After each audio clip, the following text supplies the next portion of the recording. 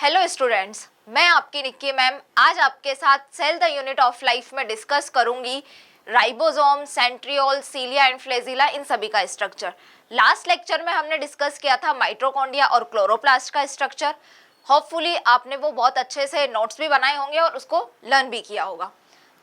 तो राइबोसोम, जैसा कि आपको पता है कि प्रोकैरियोट्स एंड यूकैरियोट्स दोनों में प्रेजेंट होती है आपकी राइबोसोम ऑर्गेनेलिस, एंड ये structure non membrane bound structure है, यानी कि इसके ऊपर किसी भी तरह की मेम्ब्रेन प्रेजेंट नहीं होती है।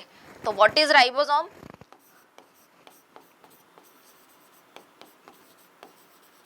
नॉन मेम्ब्रेन बाउंड ऑर्गेनेली है बेटा।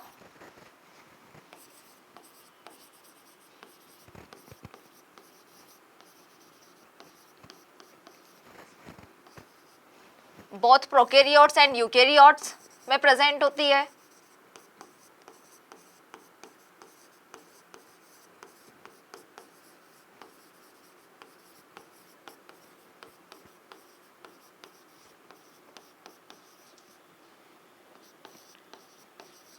राइबोसोम को डिस्कवर्ड किसने किया था? Ribosome is discovered by George Palade. 1953 में जॉर्ज पैलेट ने राइबोसोम को डिस्कवर किया था बेटा। और जितने भी साइंटिस्ट आपको एनसीईआरटी में दिए हुए हैं जो ऑर्गेनेलिज के साथ में या किसी भी डिस्कवरी में एसोसिएटेड है, वो आपको बहुत अच्छे से लर्न भी करना है।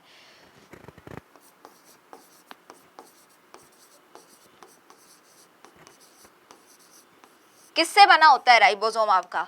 राइबोसोम आपका बेटा बना होता है आरआरएनए एंड प्रोटीन से।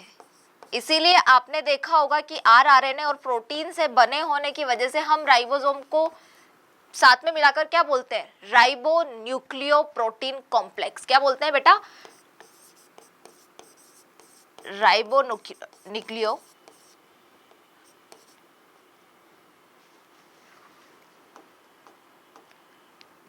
Protein complex.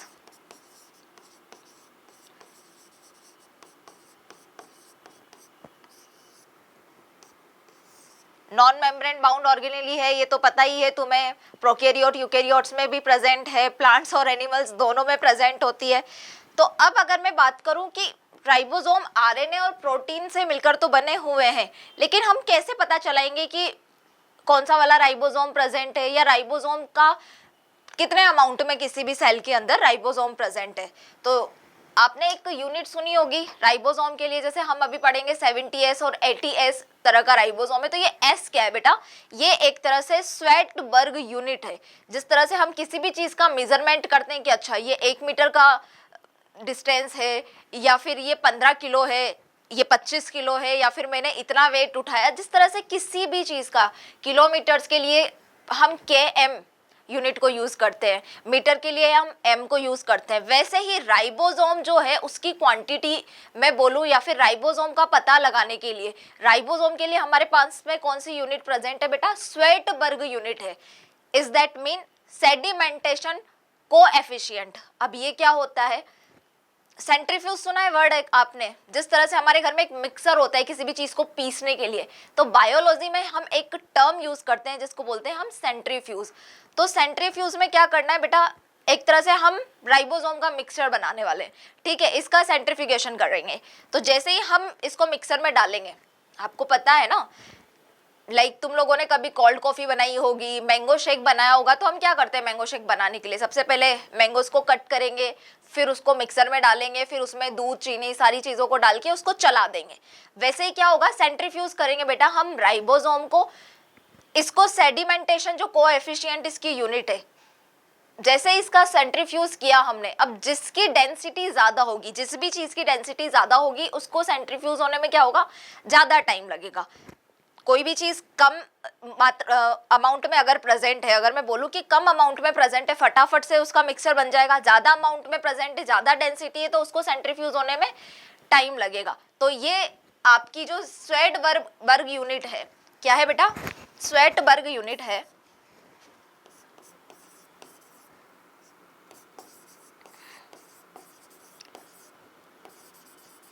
ये एक तरह से मेजरमेंट कर रही है किसका? राइबोसोम का। इसको हम बोल सकते हैं सेडिमेंटेशन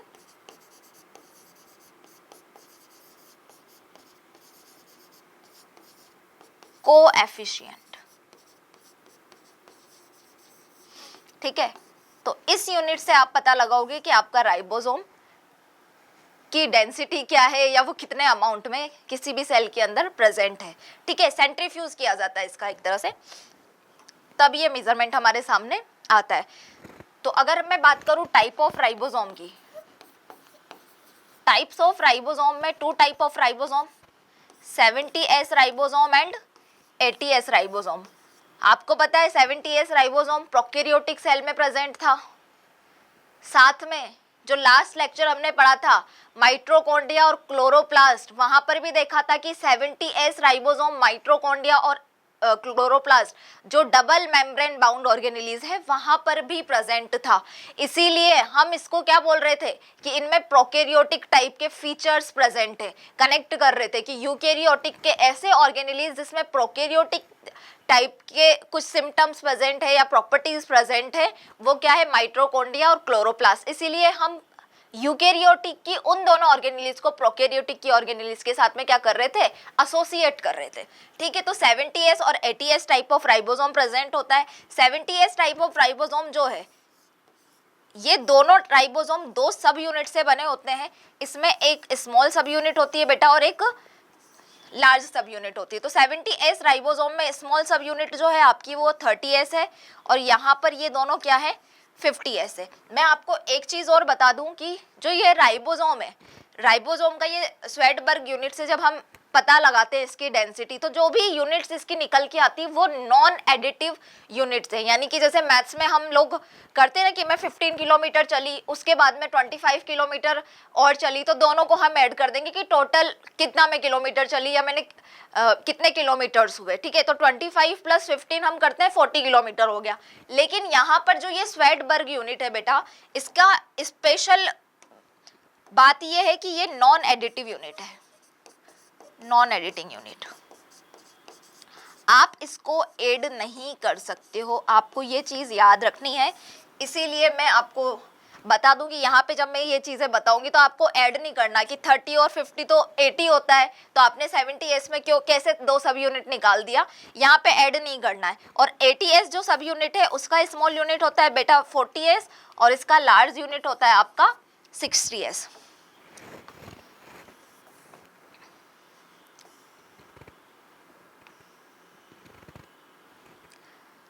अब ये आगे जिन आरएनए से मिलकर बनी होती है, आपको पता है ना कि राइबोसोम आरआरएनए और प्रोटीन से मिलकर बना होता है, तो यहाँ पर कुछ आरआरएनए प्रेजेंट होते हैं। आई नो कि ये वाला कॉन्सेप्ट बियॉन्ड द एनसीईआरटी है, बट यहाँ पे याद कर लोगे तो आगे जो मॉलिक्यूलर बेसिस ऑफ चैप्टर है वहां पे आपको याद करने की जरूरत नहीं पड़ेगी, तो यहाँ पर ही समझ लो और यहाँ पर ही याद कर लो। तो ये जो 30S आरआरएनए है, 30S राइबोसोम है आपका, जो 70S की स्मॉल यूनिट है बेटा, वो किस आरआरएनए से मिलकर बना होता है, 16S आरएनए से मिलकर बना है, ठीक है। 50S आरएनए आपका मिलकर बना होता है बेटा एक तो 5S आरएनए से और एक आपका यहाँ पे होता है 23S आरएनए। वैसे ही मैं बात करूं यहाँ पर 80S का जो स्मॉल सब यूनिट है 40S, वो बना होता है बेटा 18S आरएनए से। किससे बना होता है, 18S आरएनए से मिलकर बना होता है बेटा। और आपका 60S आरएनए में यहाँ पे 3 तरह के आरएनए प्रेजेंट होते हैं 60S वाली यूनिट में, जो कि 80S की लार्ज यूनिट है बेटा। तो यहाँ पर एक तो होता है आपका 5S आरएनए, एक होता है आपका 5.8S आरएनए और यहाँ पे लास्ट यूनिट होती है आरएनए प्रेजेंट होता है 28S आरएनए बेटा।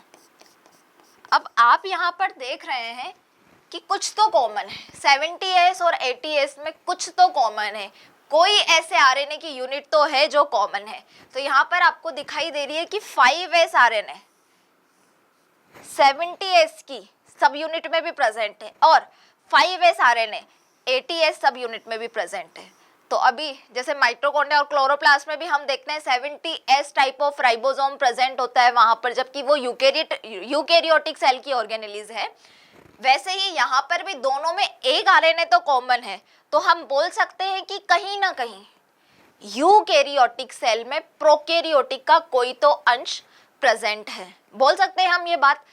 इसीलिए हम बोलते हैं माइटोकॉन्ड्रिया और क्लोरोप्लास्ट को देखकर कि इनमें तो प्रोकैरियोटिक फीचर है, prokaryotic bacteria cell type of features यहाँ पर क्या है बेटा, प्रेजेंट है। ये याद रखना है, ये तीनों यूनिट, दो सब यूनिट के बाद में किस आरएनए से कौन सी सब यूनिट बनी है बेटा, ये भी आपको क्या पता होना चाहिए। अब देखो, दो सब यूनिट बनाइए तो आरएनए जो होता है वो एक स्मॉल सब यूनिट होती है और एक लार्ज सब यूनिट होती है इसकी।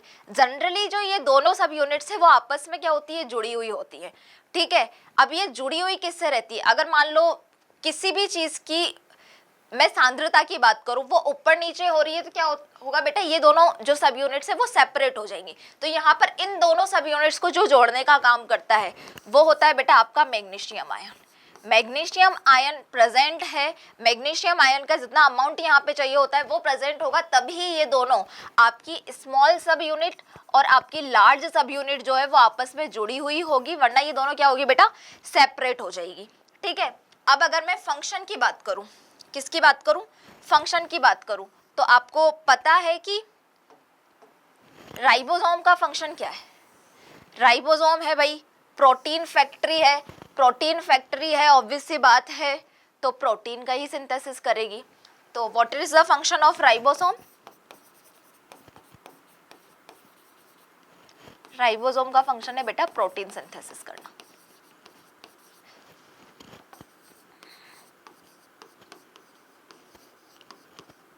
इसीलिए हम राइबोसोम को क्या बोलते हैं, प्रोटीन फैक्ट्री।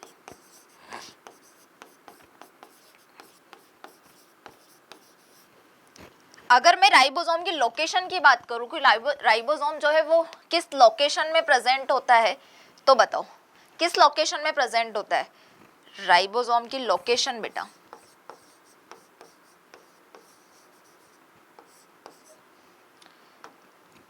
प्रोकैरियोटिक में भी है, यूकैरियोटिक में भी है, ये बात तो आपको पता ही है।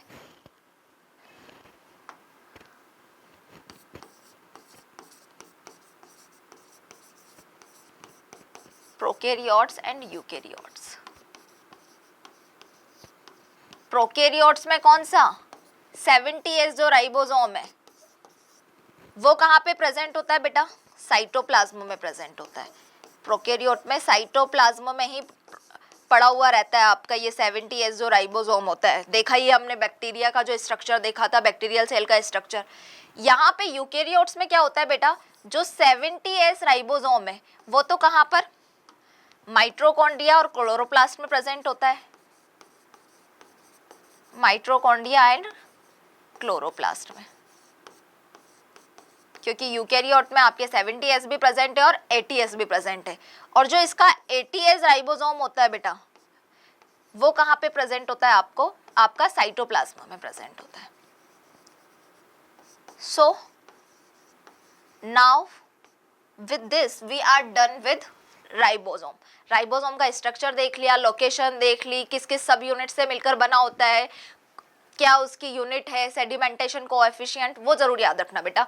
और उसके अलावा आपको क्या याद रखना है, यहाँ पर ये भी याद रखना है कि जो 70S और 80S राइबोसोम है वो कौन सी सब यूनिट से बना होता है और किस आरएनए का कहाँ पर रोल है, ताकि आगे लर्न न करना पड़े।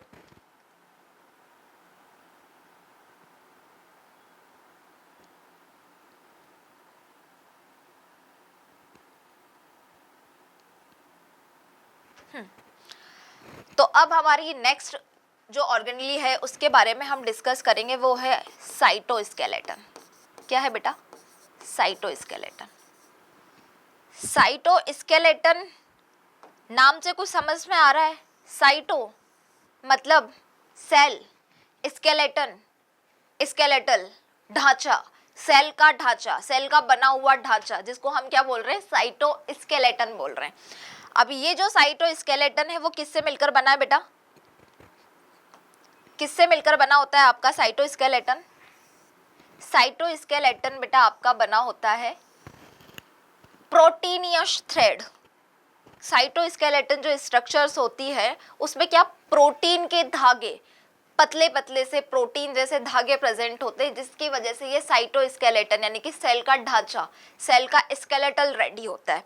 ठीक है, ये जो साइटोस्केलेटन है बेटा वो साइटोप्लाज्म में प्रेजेंट होता है। ठीक है, लेकिन साइटोस्केलेटन 3 टाइप्स का होता है। आपकी एनसीईआरटी में नहीं दिया हुआ है, ये तीनों टाइप्स दिए हुए हैं बट अलग तरीके से दिए हुए हैं, बट आपको ये पता होना चाहिए, क्योंकि जब आपको ये पता होगा तभी आप क्या कर पाओगे बेटा, आप जो आगे आपका हम वो पढ़ने वाले हैं सीलिया और फ्लेजिला पढ़ेंगे तो वहां पर ये काम आएगा। इसलिए यहाँ पे बहुत अच्छे से आपको ये चीज देखनी है। 3 टाइप ऑफ साइटोस्केलेटन होता है बेटा। नंबर 1 हमारा होता है माइक्रोट्यूब्यूल। क्या होता है? माइक्रोट्यूब्यूल। नंबर 2 पर जो है, second one is microfilament and third one is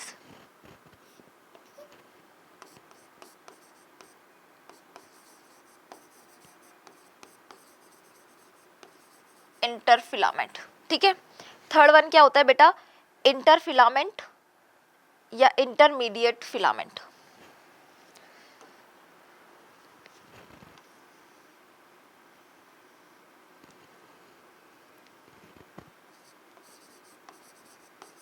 intermediate filament.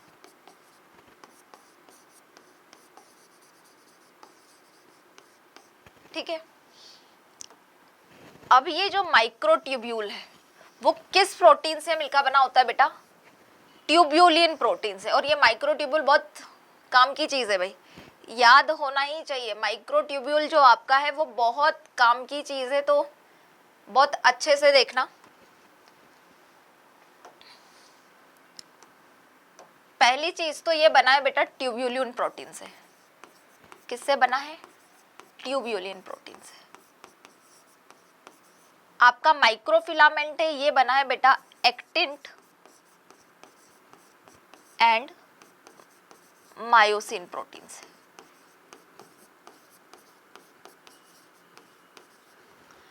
अब और इंटरमीडिएट फिलामेंट जो है बेटा वो एक तरह का नॉन कॉन्ट्रेक्टाइल क्या है बेटा? प्रोटीन है। अब कॉन्ट्रेक्टाइल और नॉन कॉन्ट्रेक्टाइल क्या होता है बेटा? कॉन्ट्रेक्टाइल आपकी मसल्स कॉन्ट्रैक्ट रिलैक्सेशन कर रही है, कॉन्ट्रैक्शन और रिलैक्सेशन हो रहा है। ठीक है, सार्कोमियर जब रिलैक्स है तो साइज बड़ा है, जब वो कॉन्ट्रैक्ट कर रहा है तो उसका साइज छोटा हो रहा है। तो ये कॉन्ट्रैक्शन, ये रिलैक्शन, कॉन्ट्रैक्शन और रिलैक्शन। ठीक है, ये जो माइक्रोट्यूब्यूल या माइक्रोफिलामेंट एक तरह से प्रोटीन के जो धागे हैं, ये क्या होते हैं? कुछ धागे ऐसे हैं जो सॉलिड है, यानी कि अंदर से बिल्कुल भरे हुए हैं, खाली नहीं है, और कुछ धागे ऐसे हैं जो क्या है बेटा? खाली है। तो ये जो माइक्रोट्यूब्यूल है ना आपका, ये वाला धागा क्या होता है? होलो टाइप का होता है, मतलब ये अंदर से थोड़ा खाली है। और ये आपका माइक्रोफिलामेंट वाला प्रोटीन थ्रेड बेटा सॉलिड होता है, और ये भी आपका क्या होता है? होलो। तो क्या है बेटा? होलो, सॉलिड, होलो। ये ट्यूब्यूलिन प्रोटीन से बना है, ये एक्टिन और मायोसिन प्रोटीन का मिलकर बना होता है, और ये नॉन कॉन्ट्रैक्टाइल प्रोटीन का बना है। एक तरह से जो आपका माइक्रोट्यूब्यूल है ना बेटा, वो भी क्या है? नॉन कॉन्ट्रैक्टाइल प्रोटीन है। क्या है? नॉन कॉन्ट्रैक्टाइल प्रोटीन है।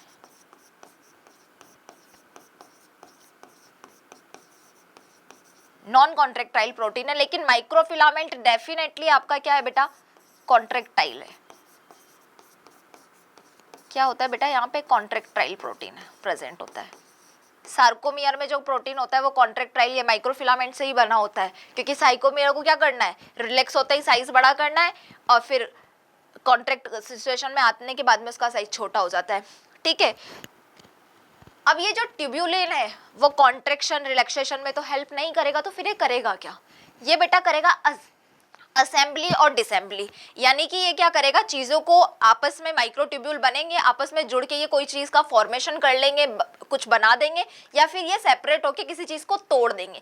तो ये असेंबली और डिसेंबली में काम करने वाला है। किस में काम करेगा बेटा? ये असेंबली और डिसेंबली में काम करेगा। ये माइक्रोट्यूब्यूल बहुत अच्छे से पढ़ना भाई, आगे जो सीलिया, फ्लेजिला, सेंट्रोसोम, सेंट्रियोल वगैरह जो भी पढ़ेंगे उसमें सब में माइक्रोट्यूब्यूल का अपने आप में बहुत बड़ा रोल है। तो ये क्या करेगा बेटा, असेंबली करेगा, असेंबली डिसेंबली का काम करेगा, और उसके लिए इसको यहाँ पर चाहिए कैल्शियम आयन और जीटीपी इसमें प्रेजेंट होना चाहिए, तब जाके इन दोनों की हेल्प से ये क्या करेगा, असेंबली डिसेंबली करने का काम करेगा। अब अगर मैं फंक्शन देखूं, थोड़ा सा इसको छोटा कर देते हैं ताकि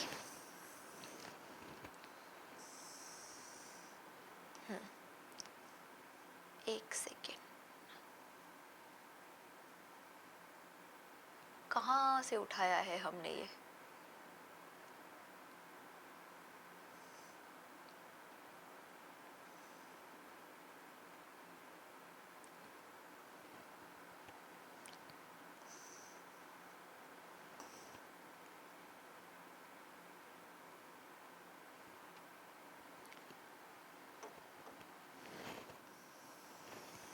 बस हो गया। फंक्शन की बात करें तो माइक्रोट्यूब्यूल के क्या क्या काम होंगे बेटा, ये सेल को शेप देने का काम करेगा, सेल की मोटिलिटी ये फिक्स करेगा, सेल को रिजिडिटी प्रोवाइड करेगा, बेसल बॉडी, सीलिया फ्लेजिला का फॉर्मेशन, स्पिंडल फाइबर का फॉर्मेशन, सब कुछ क्या करेगा बेटा, माइक्रोट्यूब्यूल करेगा आपका। माइक्रोफिलामेंट क्या करवाने का काम करता है बेटा, ये एक तरह से साइटोप्लाज्मिक स्ट्रीमिंग, हमने जब प्रोकैरियोट और यूकैरियोट में डिफरेंस पढ़े थे तब भी देखा था, एक वर्ड आया था वहां पर कि साइटोप्लाज्मिक स्ट्रीमिंग प्रोकैरियोट्स में तो प्रेजेंट नहीं होती है, एब्सेंट होती है, और यूकैरियोट्स में प्रेजेंट होती है। तब मैंने बताया था आपको कि साइटोप्लाज्म का मूवमेंट जो होता है, लेफ्ट राइट मूवमेंट या फिर इधर से उधर साइटोप्लाज्म का जाना, उसको साइटोप्लाज्मिक स्ट्रीमिंग बोलते हैं। तो साइटोप्लाज्मिक स्ट्रीमिंग में माइक्रोफिलामेंट का बहुत बड़ा रोल होता है बेटा। और इंटरमीडिएट फिलामेंट क्या होता है बेटा, न्यूक्लियस के चारों तरफ एक बकेट लाइक स्ट्रक्चर जो कि न्यूक्लियस को प्रोटेक्शन देने का काम करती है। जैसे कि कोई फ्रूट्स की टोकरी है, टोकरी की तरह मान लो फ्रूट्स की टोकरी, तो उस टोकरी में क्या रखें, फ्रूट्स रखें, तो वो कहीं ना कहीं प्रोटेक्ट कर रहा है उसको। आपकी पानी की बाल्टी है, बकेट लाइक स्ट्रक्चर बोल सकते हो, बास्केट लाइक स्ट्रक्चर बोल सकते हो, या फिर टोकरी की तरह प्रेजेंट होती है, ठीक है, न्यूक्लियस के अराउंड होती है। तो वन बाय वन सबके फंक्शंस देख लेते हैं। सबसे पहले माइक्रोट्यूब्यूल का क्या काम है बेटा, सेल को रिजिडिटी देगी,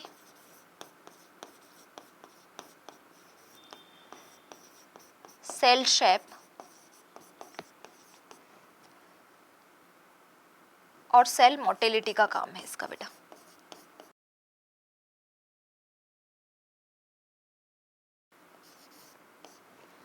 उसके अलावा ये क्या करेगी बेटा,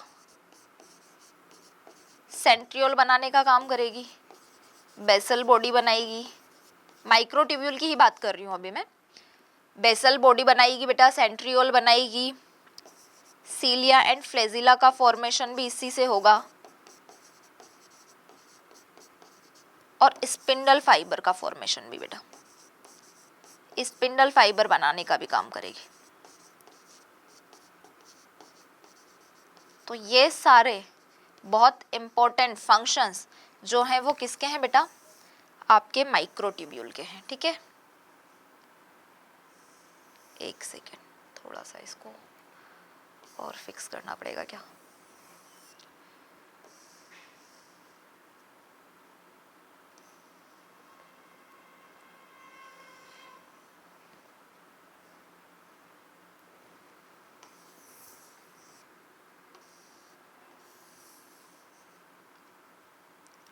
ठीक है।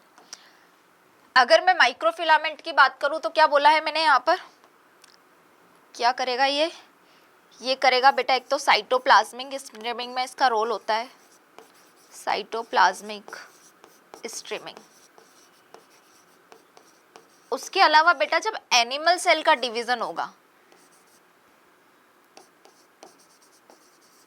एनिमल सेल का डिवीजन जब होगा तो वहां पे क्या होता है बेटा, एक खांच की तरह स्ट्रक्चर बनती है, फुरो लाइक। तो सेल फ्यूरो बनाने का फॉर्मेशन, सेल फरो बनाने का काम भी कौन करेगा, माइक्रोफिलामेंट करेगा, जब क्या होगा बेटा, एनिमल सेल का डिवीजन हो रहा होगा, ठीक है।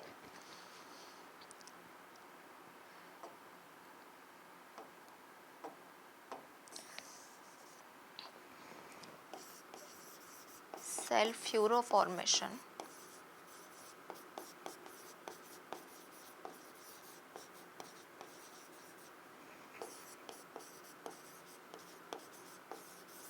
During animal cell division.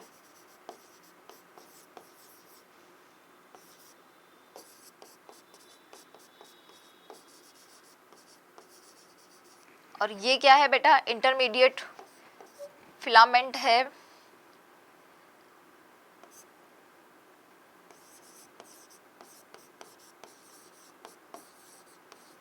Bucket like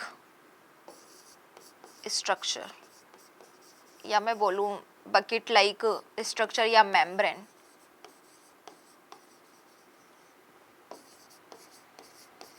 around nucleus. Bucket like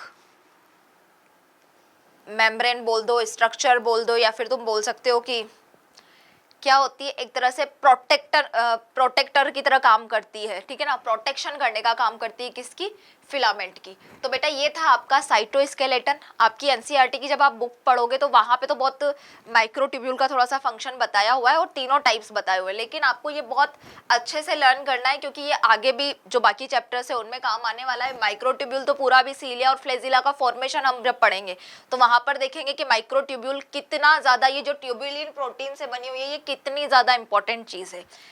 so now we are done with cytoskeleton structure. अब बेटा हम आगे बात करते हैं पहले सेंट्रियोल के बारे में। सेंट्रियोल का डिस्कशन हम करेंगे, फिर सीलिया और फ्लेजिला का करेंगे। नेक्स्ट लेक्चर में हम न्यूक्लियस के बारे में देखेंगे क्योंकि न्यूक्लियस क्या है, अपने आप में बहुत बड़ी ऑर्गेनेलिज है तो उसको करने में हमें टाइम लगेगा। तो अभी हम डिस्कस करते हैं बेटा सेंट्रोसोम की। अगर कोई आपसे पूछ ले that name a organelles that are non-membrane bound structure but present in only eukaryotic cell, तो आप क्या नाम लोगे? सोचो कि यूकेरियोटिक सेल में प्रेजेंट है, सिर्फ और सिर्फ यूकेरियोटिक सेल में प्रेजेंट है और नॉन मेम्ब्रेन बाउंड स्ट्रक्चर है, ठीक है। सोचो कौन सी स्ट्रक्चर है वो, शायद तुम्हें नजर आ जाए।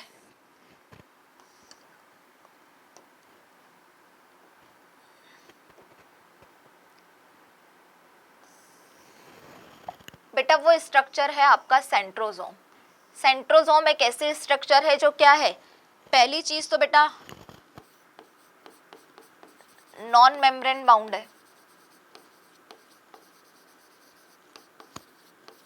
यूकेरियोट्स में प्रेजेंट होती है और यूकेरियोट्स के भी प्लांट सेल में प्रेजेंट नहीं होती है। याद रखना कहाँ पे प्रेजेंट होती है, एनिमल सेल में प्रेजेंट होती है। तो it is present in animal cell, ठीक है। यहाँ पे साइटोस्केलेटन में देखना दो चीजें ऊपर ऐड कर लो तुमने नोट्स में, जैसे मैंने बोल के बता दिया है फिर भी तुम्हें पता होना चाहिए क्या है। एक तरह से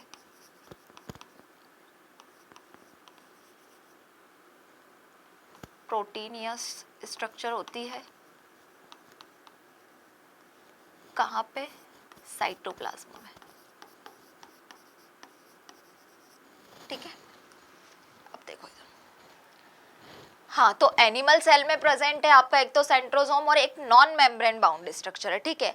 अब ये सेंट्रोसोम जो है वो किससे बना होता है बेटा, centrosome is made up of two perpendicular centriole. दो सेंट्रियोल जो आपके होंगे वो एक दूसरे के परपेंडिकुलर वे में जब अरेंज होंगे तो आपका क्या फॉर्मेशन होगा बेटा, सेंट्रियोसोम बनेगा, ठीक है। इस तरह से एक दूसरे से दो सेंट्रियोल, एक ये सेंट्रियोल एक ये दो सेंट्रियोल एक दूसरे से परपेंडिकुलर वे में प्रेजेंट होंगे और आपका क्या बनेगा बेटा, सेंट्रियोल बनेगा। हाँ इस तरह से, लाइक वो एक चाइनीज टेक्निक है ना, अब मुझे नहीं पता कौन सी है बट है, जिसको इस तरह से कराटे लाइक सिचुएशन भी ऐसा ही होता है, कराटे भी ऐसे ही खेलते हैं, ठीक है। तो क्या है बेटा आपका सेंट्रोसोम, इस तरह से मैं आपको बना के बताती हूँ।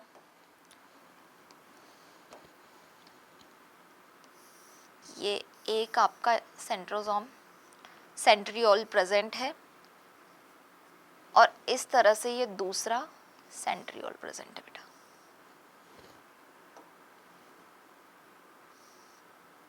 एक दूसरे के परपेंडिकुलर हैं और ये दोनों मिलकर क्या बना रहे हैं, आपका सेंट्रोसोम बना रहे हैं, ठीक है। और इस सेंट्रोसोम के चारों तरफ देखो इस तरह से परपेंडिकुलर वे में प्रेजेंट है, इस सेंट्रोसोम के चारों तरफ आप देखोगे ऐसा एक क्या बोलूँ मैं, पाउडर लाइक स्ट्रक्चर, पाउडर जैसा स्ट्रक्चर एक प्रेजेंट होता है। मेम्ब्रेन नहीं है, ये पाउडर है, जैसे फंगल पाउडर होता है, फंगस पाउडर, वैसे ही ये एक पाउडर जैसे स्ट्रक्चर है, पाउडर की फॉर्म में कुछ प्रेजेंट है यहाँ पर, मेम्ब्रेन नहीं बना रहा है, पाउडर की फॉर्म में प्रेजेंट है। इसको मैं क्या बोल रही हूँ बेटा,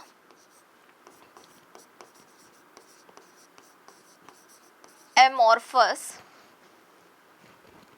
या फिर पेरीसेंट्रियोल, एमॉर्फस या फिर पेरीसेंट्रियोल सैटेलाइट लाइक काइनोप्लाज्म, या फिर इसको ही आप बोल सकते हो सेंट्रोस्फियर। ठीक है, तो ये क्या है, एक तरह से एमॉर्फस पाउडर बोल दो या फिर पेरीसेंट्रियोल सैटेलाइट लाइक काइनोप्लाज्म, काइनोप्लाज्म की तरह एक स्ट्रक्चर है जिसको हम सेंट्रोफियर भी बोल सकते हैं। ये चारों तरफ यहाँ पर प्रेजेंट है। दो यहाँ पर क्या प्रेजेंट है बेटा, सेंट्रियोल प्रेजेंट है। क्या प्रेजेंट है बेटा आपके, दो सेंट्रियोल। किस वे में, इस तरह से परपेंडिकुलर वे में प्रेजेंट है। ठीक है, अब यहाँ पे दो सेंट्रियोल है, इसलिए मैं दो सेंट्रियोल प्रेजेंट होने की वजह से बेटा क्या बोल सकते हो आप इसको, दो सेंट्रियोल प्रेजेंट है तो इन दोनों सेंट्रियोल को हम नाम दे रहे हैं बेटा यहाँ पर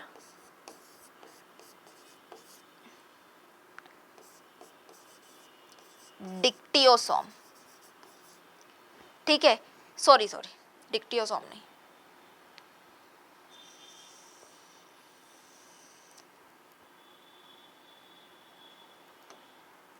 डिक्टियोसोम तो आपकी गोल्जी बॉडी थी जो प्लांट सेल में प्रेजेंट थी, क्योंकि वो क्या थी, इजी स्ट्रक्चर था, कॉम्प्लेक्स स्ट्रक्चर नहीं था। ठीक है, याद आया, डिक्टियोसोम क्या था बेटा, ये है आपका डिप्लोसोम। डिप्लोसोम दो सेंट्रियोल प्रेजेंट है, परपेंडिकुलर वेब में प्रेजेंट है, इसलिए इन दोनों सेंट्रियोल को क्या बोला है बेटा, डिप्लोसोम हम बोल रहे हैं। ठीक है, तो ये आपका सेंट्रोसोम इस तरह से होता है, दो सेंट्रियोल से मिलकर बना होता है। बाहर ये जो काइनोप्लाज्म है, तो अगर मैं स्ट्रक्चर की बात करूं तो यहाँ पर आप देखिए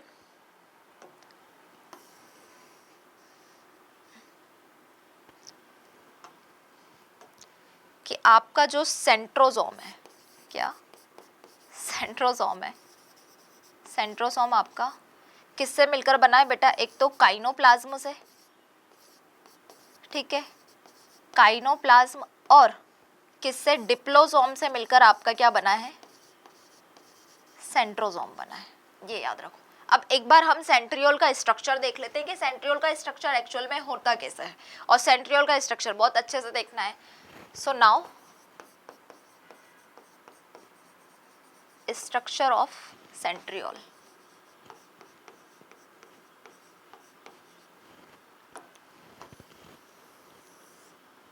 बेटा सेंट्रियोल का स्ट्रक्चर जो है, पहली बात तो ट्यूब्यूलिन प्रोटीन यहाँ पे प्रेजेंट होगा। ठीक है, क्या प्रेजेंट होगा, क्योंकि यहाँ पे माइक्रोट्यूब्यूलिन प्रोटीन, माइक्रोट्यूब्यूल का स्ट्रक्चर जो है वो हम देखेंगे।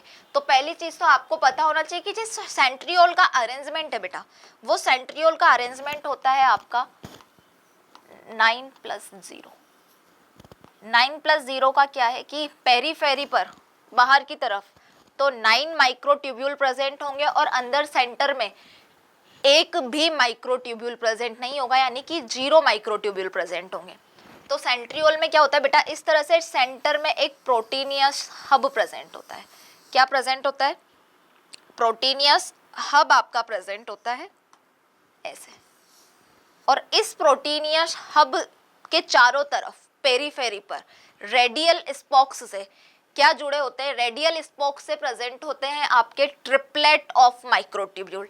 ठीक है, तो मैं रेडियल स्पोक्स पहले बनाती हूँ, ये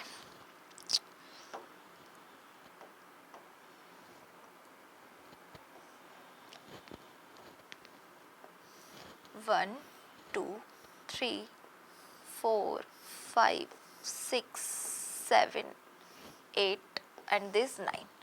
ठीक है, इस तरह से आपके क्या प्रेजेंट होते हैं बेटा, रेडियल स्पोक्स प्रेजेंट होते हैं। थोड़ा सन जैसा स्ट्रक्चर बन रहा है, अच्छा सा बना देते, रुको एक सेकेंड, अब भी बनाती हूँ मैं। थोड़ा सा डिजिटल बोर्ड है हमारे पास में, तो हम क्या करते हैं, कलाकारी कर लेते हैं, ठीक है। ये आपका बीच में प्रोटीनियस हब प्रेजेंट है, और इस प्रोटीनियस हब के चारों तरफ, पहले मैं कलर चेंज करती हूँ, रेडियल स्पोक्स प्रेजेंट होते हैं, ठीक है।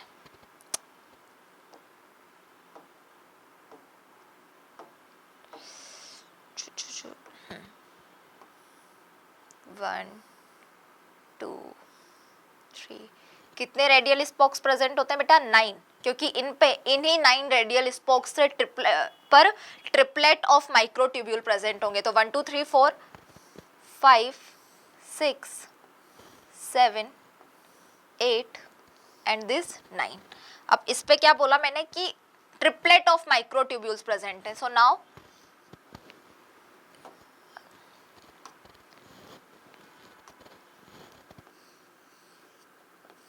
एक दो तीन, यानी कि A B C, these A B C, A B और ये सी बेटा, ये ए बी सी, इस तरह से ए बी सी की फॉर्म में ट्रिपलेट ऑफ माइक्रोट्यूब्यूल कहाँ पे प्रेजेंट है, आपके रेडियल स्पोक्स पे प्रेजेंट है, ठीक है।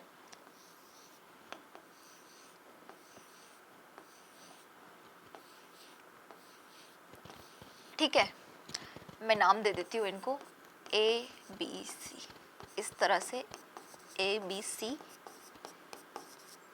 यहाँ पे ये सारे के सारे ए बी सी की फॉर्म में इस तरह से अरेंज होते हैं बेटा, ठीक है। चारों तरफ कोई मेम्ब्रेन तो होती ही नहीं है, यहाँ पे प्रोटीन लाइक पाउडर प्रेजेंट होता है, ठीक है, जिसको हम क्या बोल रहे थे, एमोर्फस या पेरीसेंट्रियल काइनोप्लाज्म, ठीक है। अब ये जो microtubule, triplets of microtubule present हैं, ये एक दूसरे से क्या होते हैं बेटा, एसी लिंकर के थ्रू, किसके थ्रू, एसी लिंकर के थ्रू आपस में जुड़े हुए होते हैं।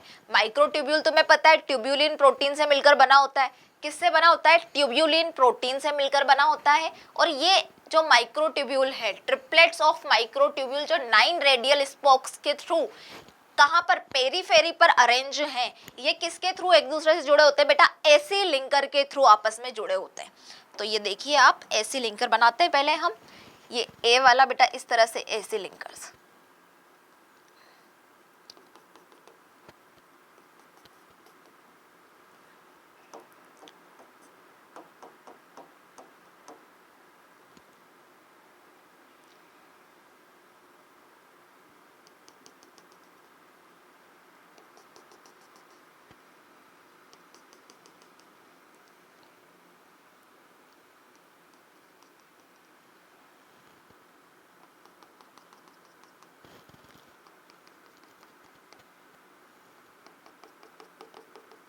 तो आपको ये कुछ नजर आ रहा है, cart of wheel like structure, जैसे हमारे बैलगाड़ी का चक्का होता है, पहिया, वैसी कुछ स्ट्रक्चर यहाँ पे दिखाई दे रही है, क्योंकि ऐसी लिंकर्स से ये क्या है, जुड़े होते हैं। तो पहले लेबलिंग कर लेते हैं बेटा, ये है आपका ऐसी लिंकर,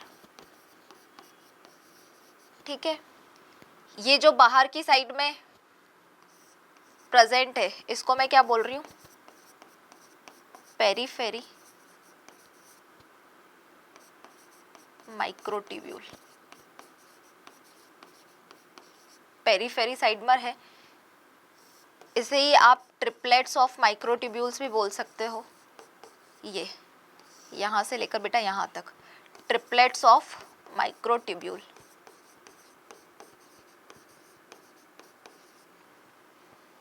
ये बीच में क्या है आपका, प्रोटीन का हब है,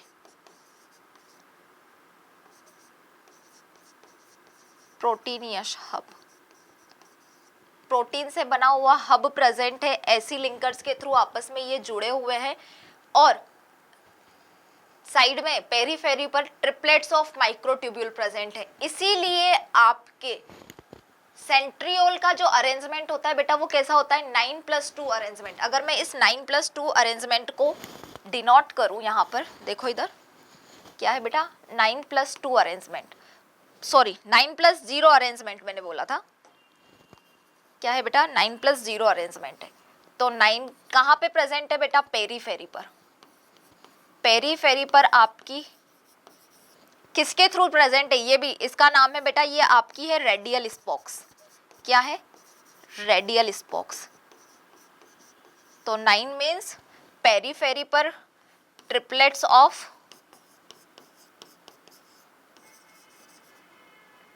माइक्रोट्यूब्यूल प्रेजेंट है बेटा,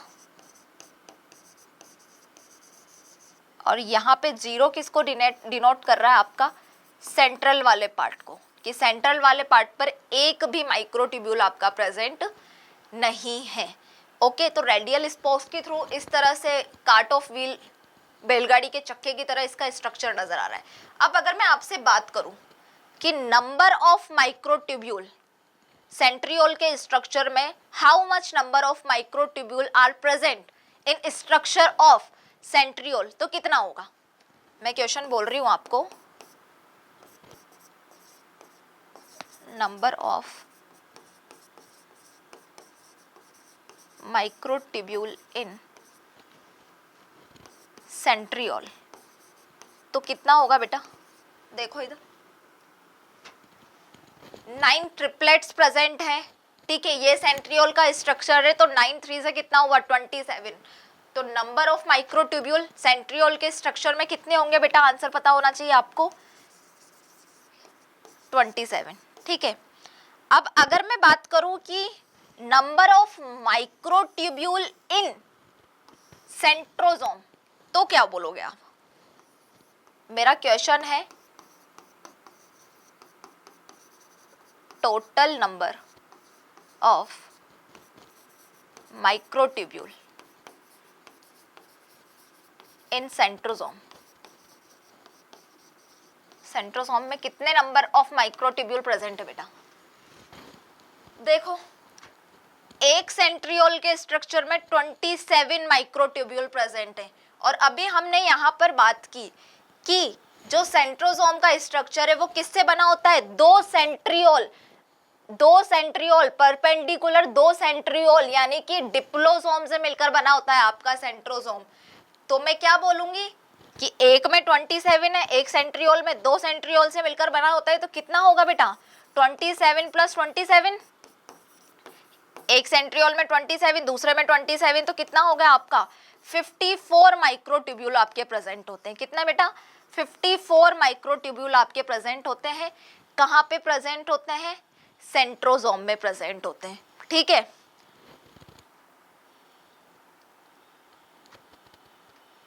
अब नेक्स्ट हम बात करते हैं बेटा सीलिया एंड फ्लेजिला की, किसकी बात कर रहे हैं हम, सीलिया एंड फ्लेजिला की।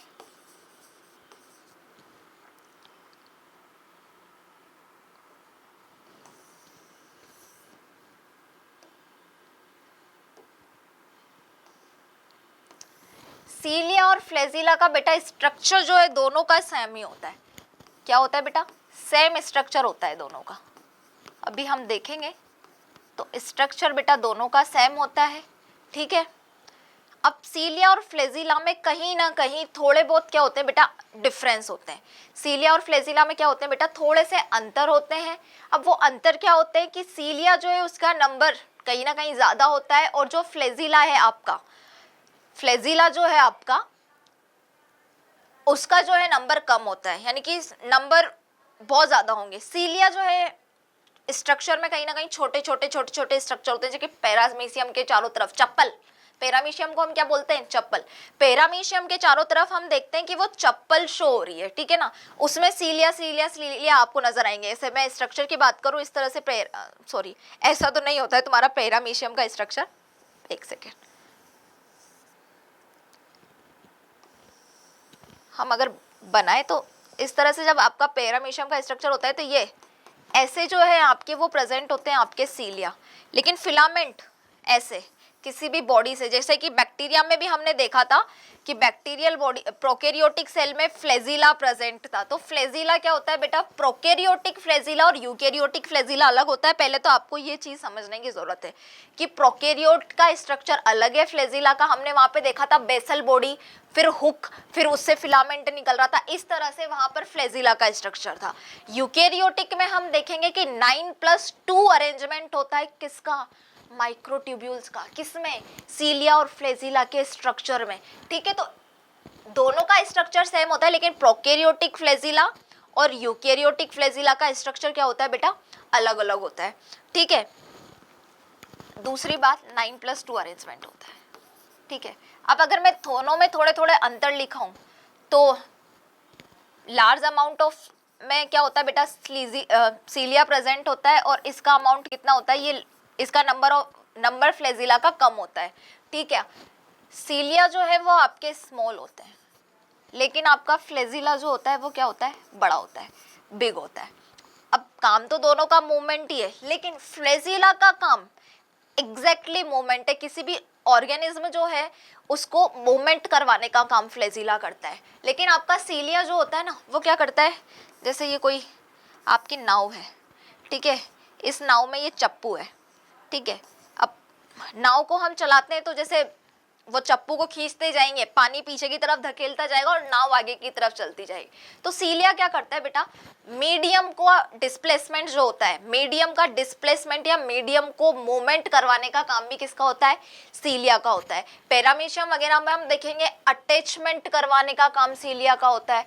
सीलिया जो है हिलते हिलते जाएंगे पानी में, जहां पे भी खाना वाना पड़ा होगा सीलिया ऐसे मूव करता जाएगा, और जैसे अमीबा करता है अंदर की तरफ खाना खींचता है, वैसे ही सीलिया में क्या होता है, सीलिया की गट में खाना कैसे जा रहा है बेटा, आई मीन पैरामीशियम के गट में, कि वो सीलिया के थ्रू उस स्पेस को बनाते जाएंगे, वहां पर गट ओपन होगी और उसमें अंदर की तरफ फूड एंटर करेगा। तो यानी कि फीडिंग करवाने का काम भी है, अटैचमेंट का काम भी है, मीडियम का मूवमेंट करवाने का काम भी सीलिया का होता है आपका, और सेंसेशन जो होते हैं वो भी सीलिया की वजह से होते हैं। लेकिन फ्लैजिला एकदम इसका काम फिक्स है कि ये ऑर्गेनिज्म को क्या करवाएगा बेटा, मूवमेंट करवाने का काम करेगा।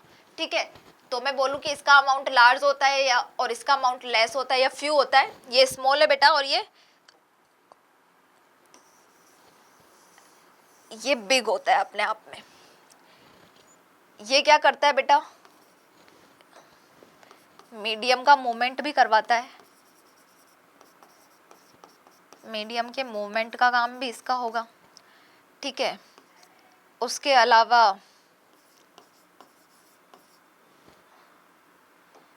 एक सेकेंड, सेंसेशन का काम है बेटा इसका,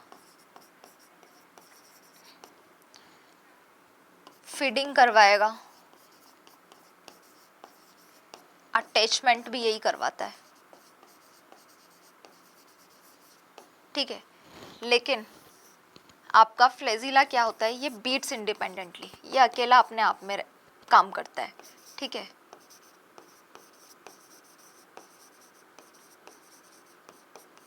मीडियम को खिसकाने का कोई काम नहीं है इसका, ऑर्गेनिज्म का मूवमेंट करवाता है बेटा।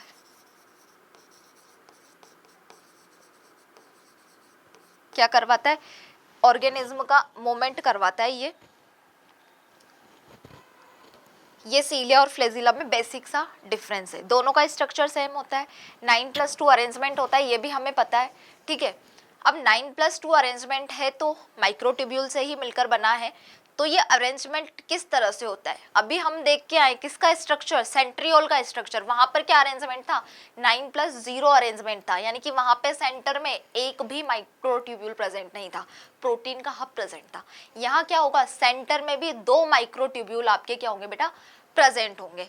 क्या प्रेजेंट होंगे, सेंटर में 2 माइक्रोट्यूब्यूल। तो देखते हैं कैसे होता है बेटा, देखो इधर,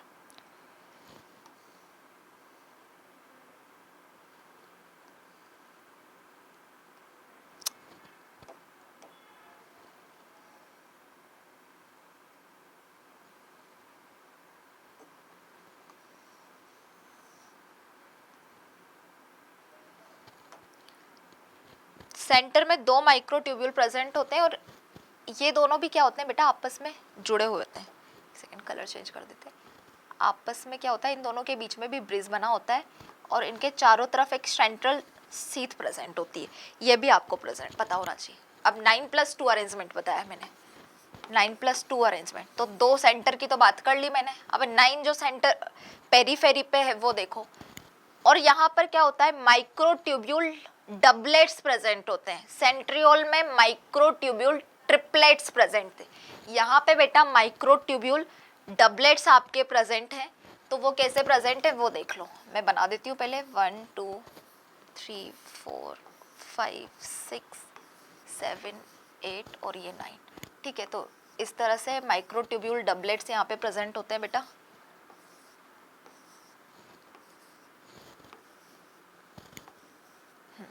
रेडियल स्पोक्स के थ्रू ही जुड़े होंगे, लेकिन यहाँ पे जो माइक्रोट्यूब्यूल डबलेट्स के चारों तरफ, यानी कि इस पूरे स्ट्रक्चर के चारों तरफ हम देखेंगे बेटा प्लाज्मा मेम्ब्रेन प्रेजेंट होती है। ऐसा सेंट्रियोल में हमने देखा था कि प्लाज्मा मेम्ब्रेन प्रेजेंट नहीं थी वहाँ पे, लेकिन यहाँ पे इनके चारों तरफ क्या प्रेजेंट होती है बेटा, प्लाज्मा मेम्ब्रेन प्रेजेंट होती है। किसके स्ट्रक्चर में, सीलिया और फ्लेजिला के स्ट्रक्चर में, और उसको हम क्या बोलते हैं, प्लाज्मा मेम्ब्रेन, और साथ में ये माइक्रोट्यूब्यूल जो अंदर की तरफ प्रेजेंट है। इन दोनों को मिलाकर जो भी प्लाज्मा मेम्ब्रेन के अंदर की तरफ मटेरियल प्रेजेंट है या जो भी स्ट्रक्चर प्रेजेंट है, उसको हम बोलते हैं कोर ऑफ सीलिया या फिर core of flagella, that is called exonym.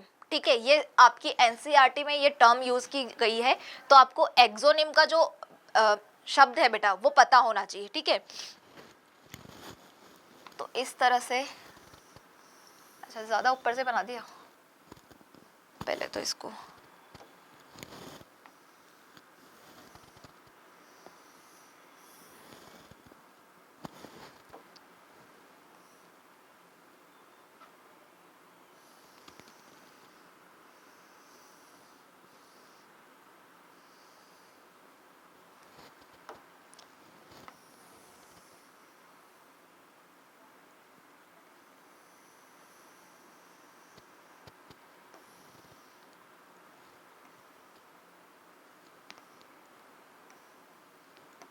ये आपका इस तरह से प्लाज्मा मेम्ब्रेन बेटा यहाँ पे इसको चारों तरफ से घेरे रखती है। इसका कलर चेंज कर देते हैं हम।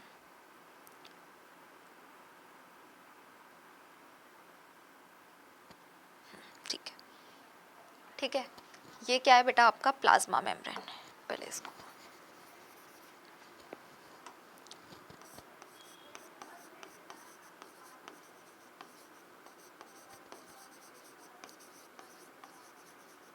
इस तरह से आपकी प्लाज्मा मेम्ब्रेन इसको कवर करके रखती है, और ये जो अंदर का स्ट्रक्चर है इसको बोलते हैं core of flagella and cilia, that is axoneme. ठीक है, तो आपका सीलिया एंड फ्लेजिला का स्ट्रक्चर किससे मिलकर बना है बेटा, एक तो प्लाज्मा मेम्ब्रेन से बना है। इधर देखो आप, मैं बात करूं structure of cilia and flagella,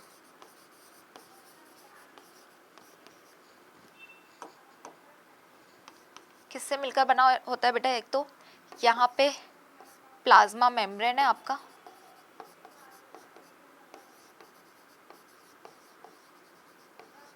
plus core of cilia और flagella, that is called axoneme. इन दोनों से मिलकर बना है ये स्ट्रक्चर। ठीक है,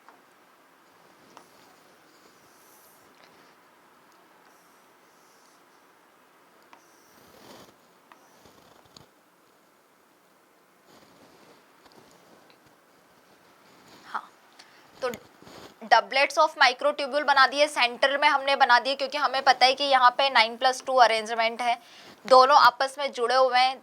दोनों अंदर से जो सेंट्रल वाले माइक्रोट्यूब्यूल है बेटा, उसके चारों तरफ भी क्या है, दोनों तरफ आपकी एक सेंट्रल सीथ प्रेजेंट है, यानी कि वहां पर भी कुछ ना कुछ कवर हो रहा है। दोनों की दोनों जो माइक्रोट्यूब्यूल है वो कवर हो रही है सेंट्रल सीथ के थ्रू। अब यहाँ पे जो माइक्रोट्यूब्यूल है बाहर पेरीफेरी पर जो बने हुए हैं बेटा, ये जो है यहाँ से क्या निकलता है, रेडियल स्पोक्स निकलते हैं। अब 9 माइक्रोट्यूब्यूल्स हैं, 9 डबलेट्स ऑफ माइक्रोट्यूब्यूल्स है, तो 9 रेडियल स्पोक्स निकलेंगे इस तरह से। ठीक है,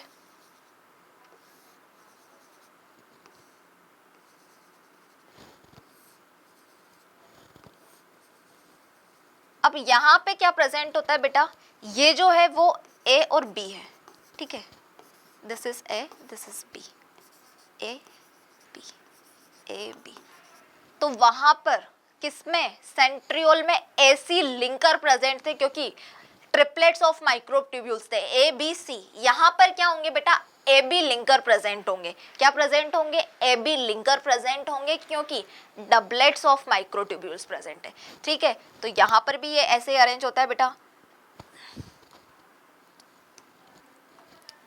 ये ए जो है वो बी से अरेंज होगा, फिर बी ए से, फिर ए बी से, फिर बी ए से, और इस तरह से क्या होता है यहाँ पे भी बेटा, जो स्ट्रक्चर आप देख पा रहे हो वो ऑलमोस्ट कैसे स्पिन कर रही है, जैसे वो एक गेम नहीं है जिसमें ऐसे बॉटल को घुमाते हैं व्हील की तरह, फिर उसमें पूछते हैं कि ट्रूथ या डेयर, ट्रूथ और डेयर दिया जाता है। सच बताना तो आसान है, बट डेयर में तो ऐसे ऐसे काम देते हैं कि तुम सोच नहीं सकते। तो ट्रूथ और डेयर की बॉटल जैसे घूमती है ना, वैसे ही क्या है, ये स्पिन की तरह, पहिए की तरह ये आपस में एक दूसरे से अरेंज है। किसके थ्रू अरेंज है बेटा, ए और बी लिंकर है, यहाँ पर ए और बी लिंकर्स के थ्रू प्रेजेंट है बेटा। ये जो ए और बी लिंकर्स हैं, यहाँ पर क्या प्रेजेंट होती है, एक नेक्सिन टाइप का प्रोटीन प्रेजेंट होता है। ये ए बी लिंकर किस प्रोटीन से मिलकर बने होते हैं, नेक्सिन प्रोटीन से। किससे बने हैं बेटा, ये नेक्सिन प्रोटीन से मिलकर बने होते हैं आपके ए और बी माइक्रोट्यूब्यूल डबलेट्स जो हैं। प्लाज्मा मेम्ब्रेन यहाँ पर प्रेजेंट है, ये जो साइड में प्रेजेंट है इनको हम क्या बोलेंगे,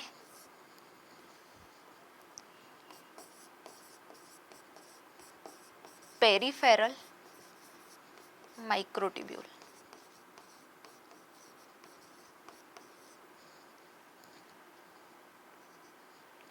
ये वाला क्या है बेटा, this is central microtubule.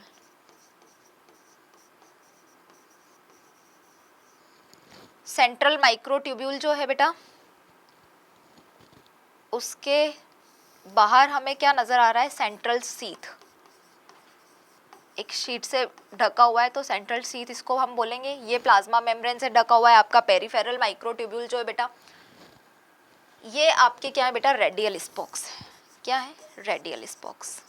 9 radial spokes present होते हैं, इतने ही सेंट्रियोल के स्ट्रक्चर में भी प्रेजेंट था।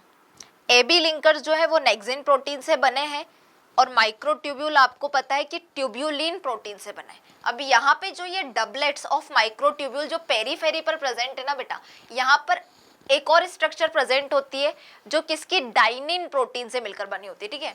तो इस तरह से यहाँ पे क्या होता है बेटा, ये एक और यहाँ पे प्रोटीन प्रेजेंट होता है। कौन सा प्रोटीन प्रेजेंट होता है यहाँ पे, पेरीफेरल वाले पे, डाइनिन प्रोटीन। तो यहाँ है बेटा आपका डाइनिन प्रोटीन, ये डाइनिन प्रोटीन से मिलकर बना है। तो हम देख रहे हैं कि सेंट्रियोल का जो स्ट्रक्चर था वो क्या हो रहा था बेटा, वहां पे सिर्फ ट्यूब्यूलिन प्रोटीन था, लेकिन यहाँ पर 3 तरह के प्रोटीन प्रेजेंट है। एक तो जो माइक्रोट्यूब्यूल ट्यूब्यूलिन प्रोटीन से बने हैं, एबी लिंकर नेक्सिन प्रोटीन से मिलकर बने हैं, और डाइनिन प्रोटीन यहाँ पर प्रेजेंट है। तो 3 तरह के प्रोटीन क्या है बेटा, यहाँ पर प्रेजेंट है। तो हमने देखा, क्या देखा, थोड़ा सा पीछे आ जाओ बैक में।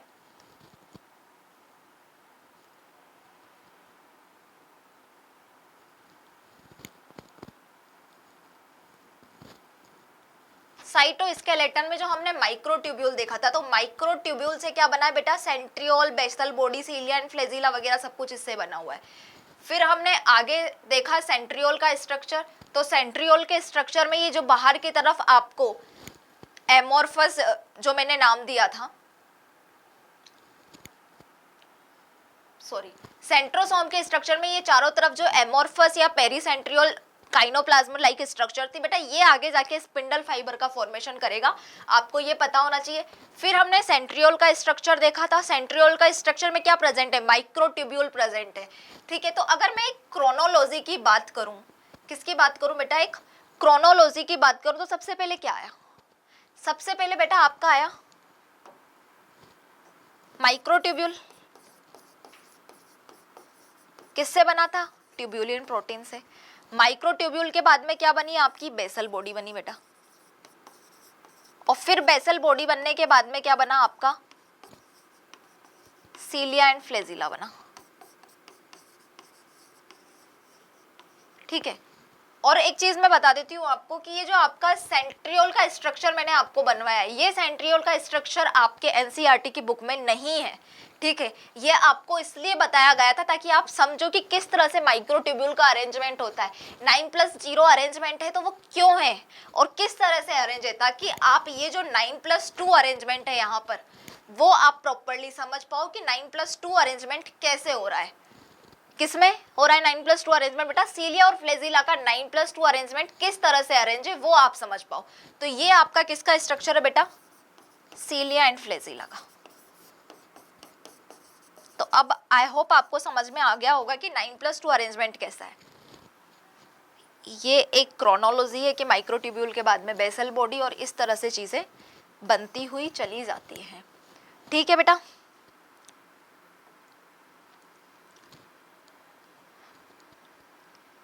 अब मैं बात कर रही हूँ 9+2 अरेंजमेंट की। किसकी बात कर रही हूँ? 9+2 अरेंजमेंट की। तो 9 क्या है? पेरीफेरल,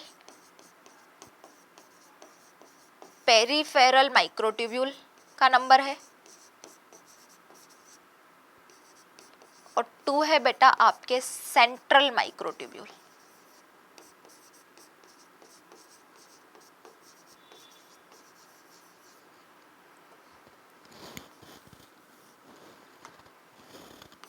क्रोनोलॉजी है बेटा माइक्रोट्यूब्यूल।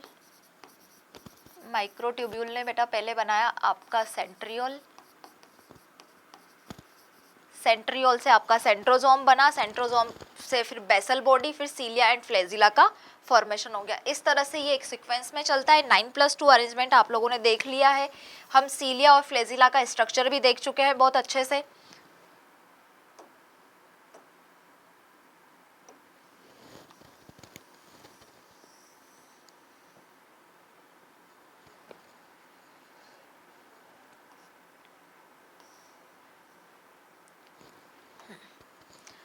ठीक है, सीलिया और फ्लेजिला का स्ट्रक्चर हमने देख लिया है। So now we are done with cilia and flagella structure also.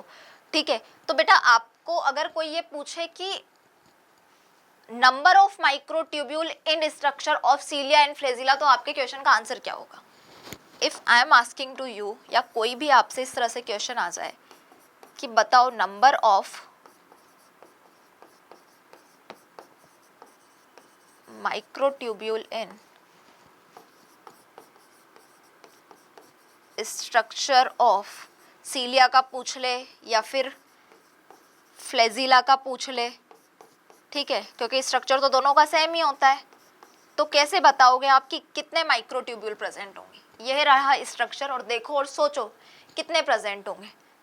भाई वहां पे ट्रिपलेट ऑफ माइक्रोट्यूब्यूल्स थे, तो कितना था? एक सेंट्रियोल के स्ट्रक्चर में 27 माइक्रोट्यूब्यूल प्रेजेंट थे। यहाँ पे क्या है? डबलेट ऑफ माइक्रोट्यूब्यूल है 9 नंबर में, तो 9 से कितना हुआ बेटा? 18। लेकिन वहां पे 9+0 अरेंजमेंट था बेटा, यहाँ पे 9+2 अरेंजमेंट है। तो सिर्फ पेरीफेरल वाले काउंट मत करना, सेंट्रल वाले भी काउंट करना। तो 9 जो बाहर की तरफ पेरीफेरल साइड में है, डबलेट्स हैं, तो 9 से 18 वो हो गया। और बेटा ये 2 यहाँ पे सेंट्रल में भी माइक्रोट्यूब्यूल प्रेजेंट है। तो आपकी अगर मैं बात करूं कि number of microtubule in structure of cilia and flagella, तो आपका बेटा आंसर होना चाहिए 20। ठीक है, so dear students, now we are done with ribosome structure, centriole structure, cilia and flagella structure. हमने सबको 1 बाय 1 डिस्कस कर लिया है। साइटोस्केलेटन स्ट्रक्चर भी हमने डिस्कस कर लिया है। नेक्स्ट जो हमारा लेक्चर होगा उसमें हम डिस्कस करेंगे न्यूक्लियस का स्ट्रक्चर, कि न्यूक्लियस किस तरह से प्रेजेंट है, न्यूक्लियस का काम क्या है, फंक्शन क्या है उसके, एंड कितने टाइप ऑफ न्यूक्लियस कहाँ पे प्रेजेंट होता है, न्यूक्लियस के अंदर के स्ट्रक्चर में क्या क्या होता है। ये सारी चीज़ें हम नेक्स्ट वीडियो में डिस्कस करेंगे। तो आपको ये सारे notes class to class ready करते जाना है। हमेशा कोशिश करो कि जब आप वीडियो लेक्चर देख रहे हो तभी आप जो है नोट्स जो है हैंड टू हैंड अपने हैंडमेड नोट्स प्रिपेयर करते जाओ। उसके बाद में आप एक बार एनसीईआरटी का रीडिंग कर लो। तो आप जब आज एनसीईआरटी की रीडिंग करोगे तो आप देखोगे कि कंपेयर टू एनसीईआरटी बुक हमने कुछ ज़्यादा ही चीज़ों को पढ़ा है, बहुत डीपली पढ़ा है। कुछ स्ट्रक्चर जो प्रेजेंट नहीं थी सेंट्रियोल का वो भी हमने बनाकर यहाँ पर देखा है। नेक्स्ट लेक्चर में हम न्यूक्लियस को डिस्कस करेंगे और वो हमारा इस चैप्टर का थ्योरेटिकल बेसिस पर फाइनल लेक्चर होगा, फाइनल हमारा लेक्चर होगा। और उसके बाद में हम एक सेशन करेंगे बेटा जिसमें हम क्वेश्चन एंड आंसर्स भी डिस्कस कर लेंगे। So okay students, bye bye, take care, thank you.